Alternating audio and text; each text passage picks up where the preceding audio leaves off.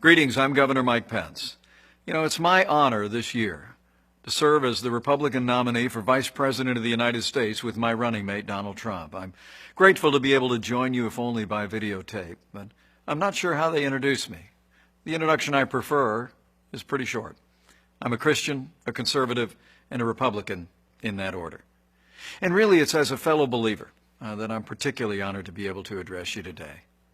I know every one of us has our own story about how we came to faith. For me, I was raised in a family where faith was important. Church on Sunday, grace before dinner. But my faith became my own when I made a personal decision to trust Jesus Christ during the spring of my freshman year in college.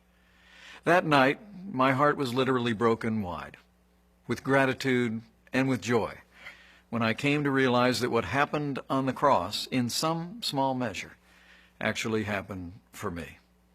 And I know all of you in the room share that same passion and that same sense of gratitude for what was done on our behalf. Years later, my faith has been tested, relied on more times than I could possibly count. All I know for sure today is I need him more than ever. And he's really the center of my life and the center of my family's life. You know, God's love really eclipses our failings, and as always, he's been a source of renewal and strengthening for this nation and for people of faith throughout our history. In these troubled times, I believe we stand at a turning point, when those who cherish faith, those who cherish freedom, those who cherish the sanctity of life and all the liberties enshrined in our Constitution should step forward and heed the call to action. I joined Donald Trump on the Republican ticket because I believe he has the right leadership and the right vision to make America great again. President Donald Trump will appoint justices to the Supreme Court who will uphold our Constitution and the rights of the unborn. Donald Trump will also sign into law legislation that will free up the voices of faith all across this country by repealing what's come to be known as the Johnson Amendment. The Johnson Amendment's literally been on the books since the 1950s, and it essentially threatens tax-exempt organizations and churches with losing their tax status if they speak out on important issues facing the nation from the pulpit. Donald Trump and I are both committed to work with renewed Republican majorities in the House and the Senate to repeal the Johnson Amendment once and for all. You know, the truth is that a careful study of American history has shown that the strength of our nation has come from our communities of faith. Throughout our history, it's been the voices of faith that more often than not have driven our nation to a more perfect union. It was the pulpits around the American founding that thundered against the tyranny of King George.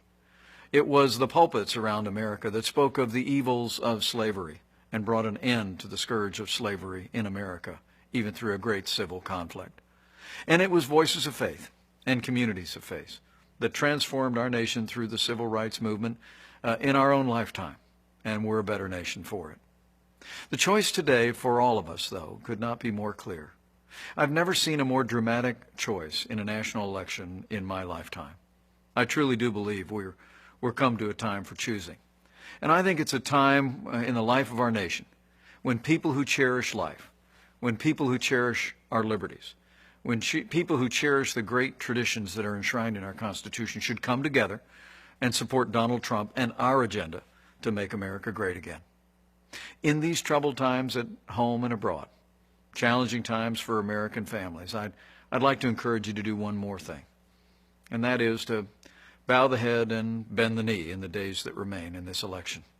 Pray for our country. But as you do so, please pray as Lincoln said was his prayer. Not so much that God would be on our side, but that we would be, in his words, on God's side. Because I truly do believe in my heart of hearts that what's been true for millennia is still true today. That if his people, who are called by his name, will humble themselves and pray, he'll again do as he's always done throughout the storied history of this nation. He'll hear from heaven, and he'll heal our land, this one nation under God, indivisible, with liberty and justice for all. Thank you for giving me the opportunity to address you today. May God bless you, your families, this community of faith, your church, and may God continue to bless the United States of America.